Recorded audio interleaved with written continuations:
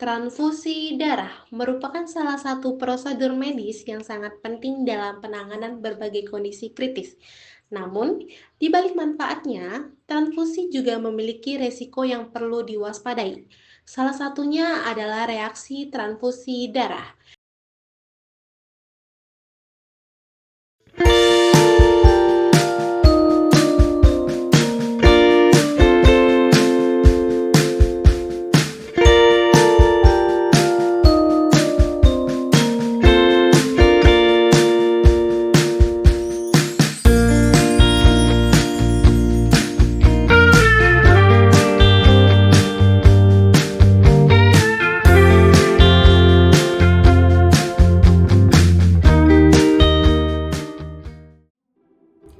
Reaksi transfusi darah adalah suatu respon tubuh penerima terhadap darah donor yang dimasukkan ke dalam tubuhnya, yang terjadi akibat adanya ketidakcocokan atau reaksi imunologis terhadap komponen darah tersebut.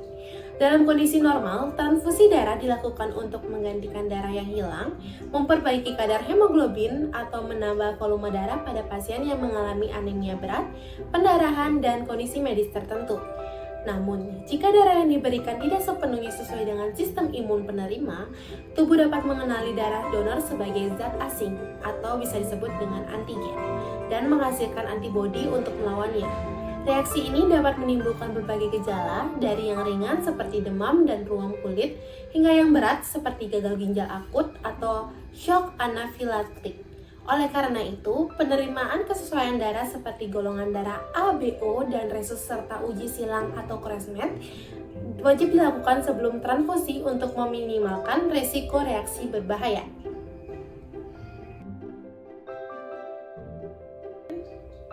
Reaksi transfusi darah secara umum dibagi menjadi dua kelompok utama berdasarkan waktu munculnya, yaitu reaksi transfusi akut dan reaksi transfusi tertunda.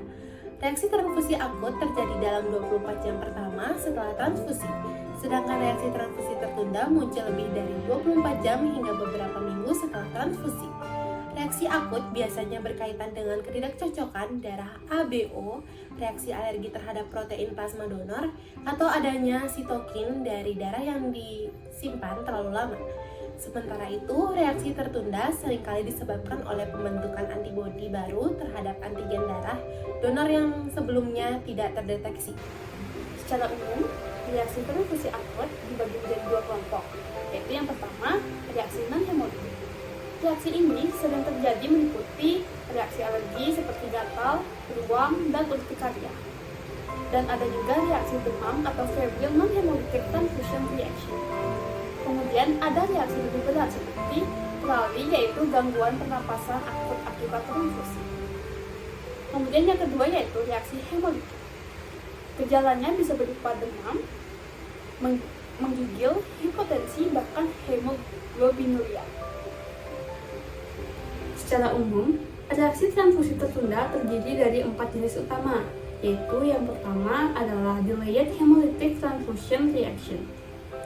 Reaksi ini biasanya muncul 7-14 hari setelah transfusi. Penyebabnya adalah terbentuknya kembali antibodi terhadap antigen darah donor selain golongan ABO. Reaksi kedua adalah transfusion associated graft versus host disease. Ini adalah kondisi sangat jarang namun sangat berbahaya. Terjadi karena limfosit donor berkembang di tubuh penerima dan menyerang jaringan tubuh penerima. Jenis ketiga adalah post-transfusion purpura, yang biasanya muncul 5-10 hari setelah transfusi. Kejadian ini disebabkan adanya aluan antibodi terhadap antigen trombosit, sehingga tubuh menyerang trombosit donor dan trombosit pasien sendiri. Kemudian yang terakhir yaitu reaksi iron overload atau kelebihan zat besi. Ini bukan reaksi akut tetapi terjadi pada pasien yang menerima transfusi berulang. Misalnya lebih dari 20 kantong sel darah merah. Reaksi transfusi darah terjadi karena adanya ketidaksesuaian antara dana donor dan penerima. Secara imunologis, tubuh penerima mengenali antigen pada sel darah donor sebagai zat asing, sehingga antibodi atau IgM atau IgG akan menyerang sel darah tersebut. Proses ini dapat mengaktifkan sistem komplement dan menyebabkan hemolisis atau pecahnya sel darah merah. Selain itu, reaksi non-imunologis juga bisa terjadi akibat kontaminasi bakteri, penyimpanan darah yang tidak sesuai suhu, atau kesalahan administratif seperti pemberian golongan darah yang salah. Semua mekanisme ini menyebabkan pelepasan zat-zat inflamasi yang memicu gejala seperti demam, menggigil, sesak napas, hingga shock tergantung tingkat keparahan reaksi.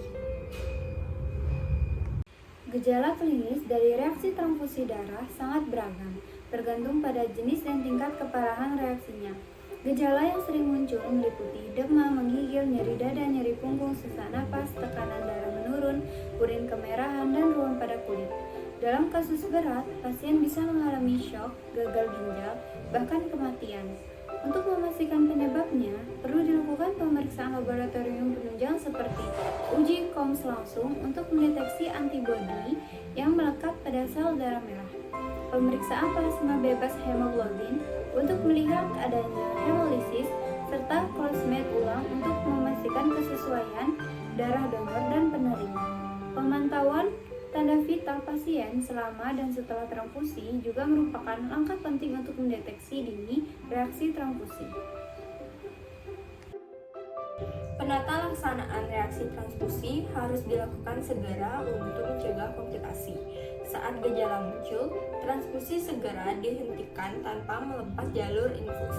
Kemudian, gejala dicatat dan dilaporkan ke dokter untuk unit transfusi darah. Setelah itu, pasien diberikan terapi suportif sesuai jenis reaksinya, seperti antihistamin untuk alergi ringan, kortikosteroid untuk reaksi lebih berat, dan cairan intravena untuk menjaga stabilitas hemodinamik. Bila reaksi disebabkan oleh ketidakcocokan darah atau hemolisis, maka transfusi harus diganti dengan unit darah baru yang sudah dipastikan kompatibel melalui pemeriksaan ulang. Semua tindakan ini bertujuan menstabilkan kondisi pasien dan memastikan transfusi berikutnya aman. Pencegahan dilakukan dengan memastikan seluruh prosedur pratransfusi dijalankan secara benar, meliputi pemeriksaan golongan darah, cross-match, dan antibodi irreguler untuk mencegah ketidakcocokan. Tenaga kesehatan dan pasien perlu mendapatkan edukasi mengenai proses transfusi dan tanda-tanda reaksi agar terdeteksi dini dapat dilakukan. Jika reaksi terjadi, kejadian harus didokumentasikan dan dilaporkan untuk dianalisis penyebabnya. Selanjutnya, dilakukan evaluasi terhadap pasien serta unit darah donor untuk menentukan langkah pencegahan dan memastikan transfusi berikutnya lebih aman, termasuk kemungkinan penggunaan komponen darah khusus pada pasien dengan riwayat reaksi.